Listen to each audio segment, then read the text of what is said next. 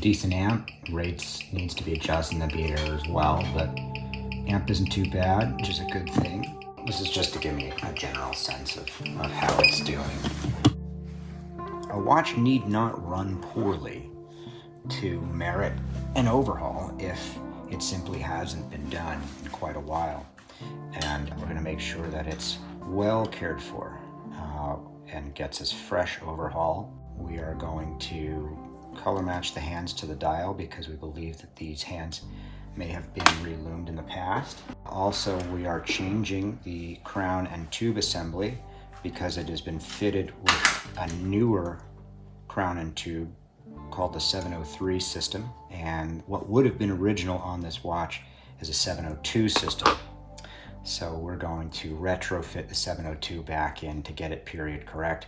And of course, last but not least, we're going to get rid of this awful service crystal. Of course, going to use a TrueDome to protect this watch as best as possible so that it can be worn without worry. I like to check underneath the dial to see sometimes there's oil buildup under the dial. Thankfully with this there's not, and obviously if that's the case, you want to clear it off of there. So now the dial and hands are safely stowed. We're gonna get to relax a bit more and now start our disassembly of the movement. Checking the side shake of the great wheel here to make sure that this bushing in the center does not need replacement, and it looks okay. So we're not going to replace that.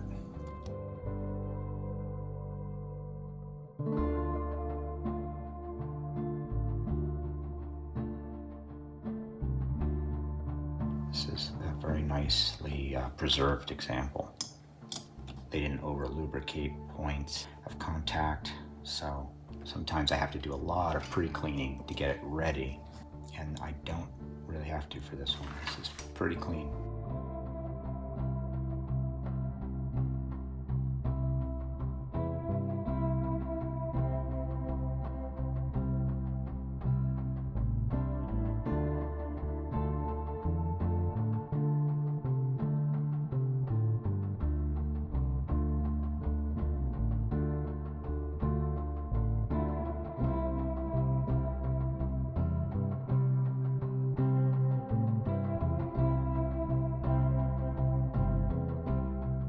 At this stage, we're going to remove also the crown tube. That way, once we put everything through the cleaner, all the threads will be super clean and ready to receive the new tube.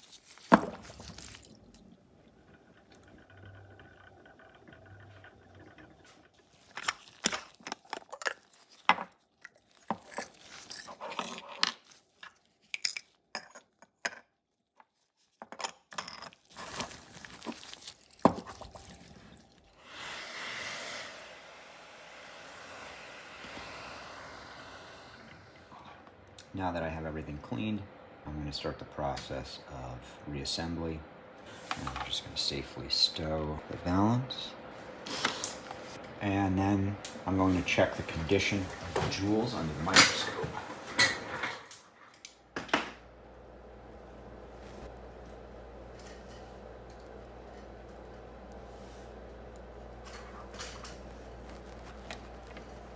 And we're just going to put a little more. 90-10.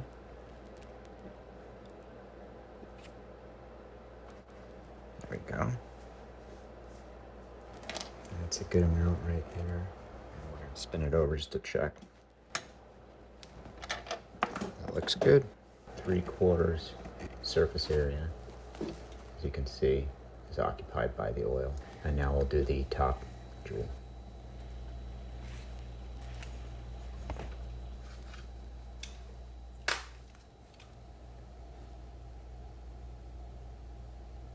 Okay, let's spin that over and check.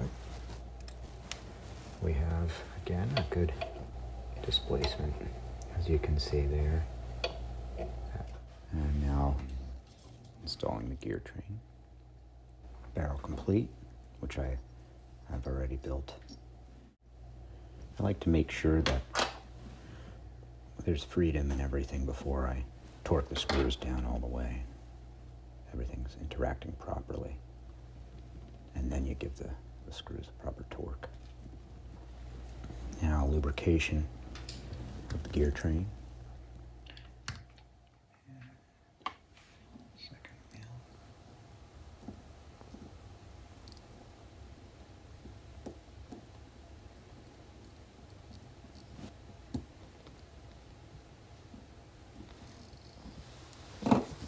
Check for the backspin here, and that gives us a sense of the freedom of the gear train and smoothness. Now onto the crown wheel.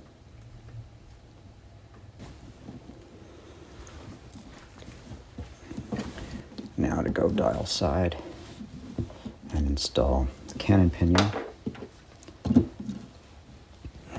and keyless.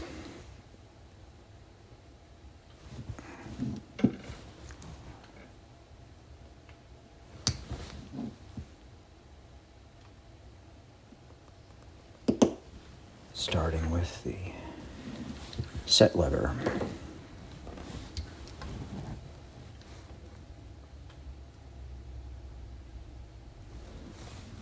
This part can be a little bit of a pain, because you effectively need to hold this in place with a finger while screwing it in on the other side. It doesn't always catch.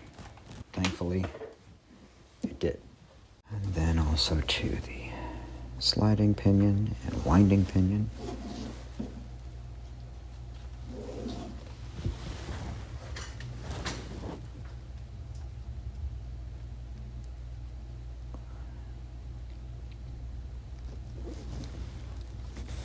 And now we go back to movement side, where we will install the drive over third wheel, as well as the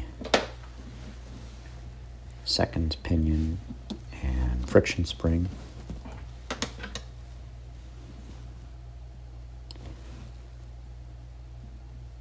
Now let's verify the trueness. Oh, that's nice. That's good. Just a slight adjustment.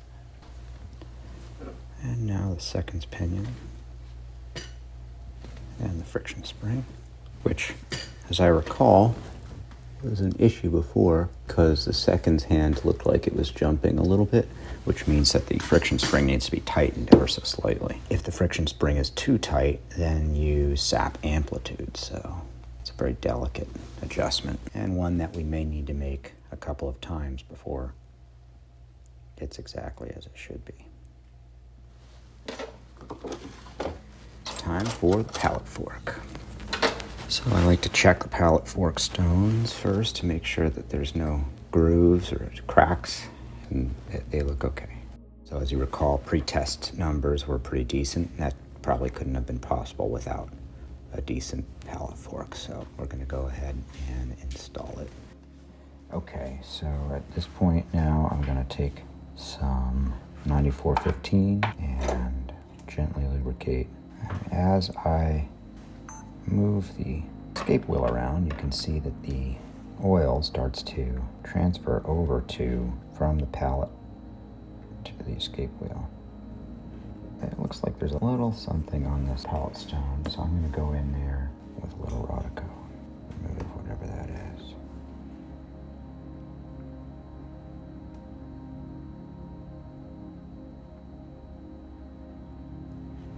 Okay. Alright. We're going to check the entry stone, and as you can see here on the entry stone, we zoom into that, there is a very slight amount of oil starting to collect on the entry side of the entry stone, and that means that we're where we need to be in terms of oiling. We don't want to do any more than this. In fact, it's already on the thick side. I might even take some oil off some of these teeth.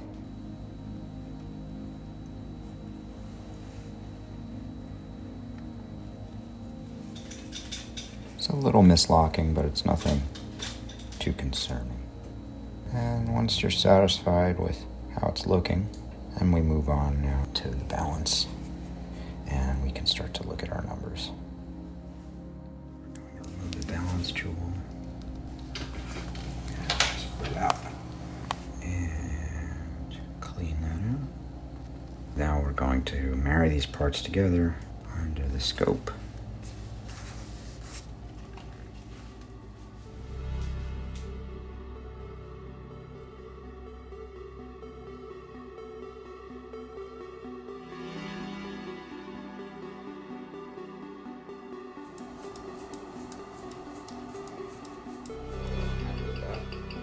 Adjust the beat error and the rate, and it's looking good so far. 266, climbing. Without the auto, I'm happy with that for sure. It's looking good.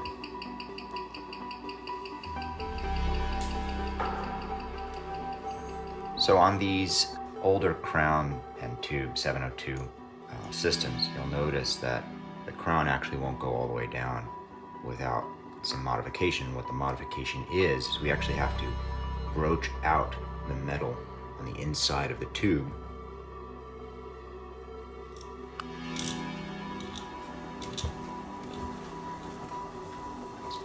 As you see, the metal shavings coming out the other side. And don't worry, we will ultrasonically clean this after we're done.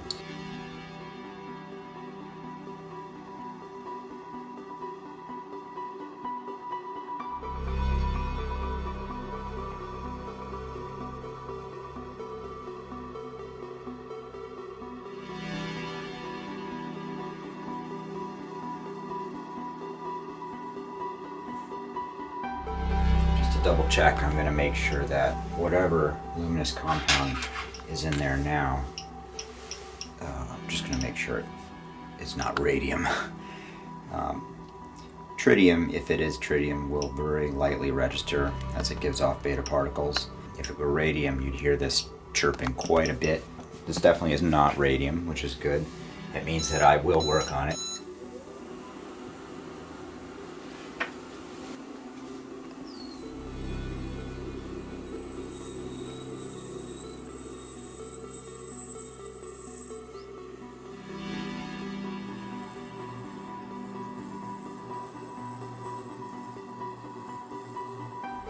So I can verify with certainty that these hands have been manipulated in some way in the past, because if this was just original tritium, that luminous pigment would have come out using this compound and a bit of sonic very easily.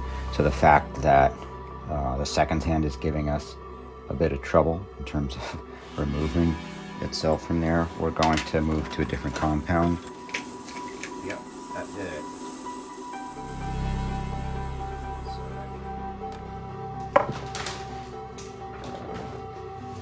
Now I'm looking at the dial without the lid on currently because I'm trying to absorb in my mind the pigment on the dial so I can best replicate that color when I match the hands to the dial.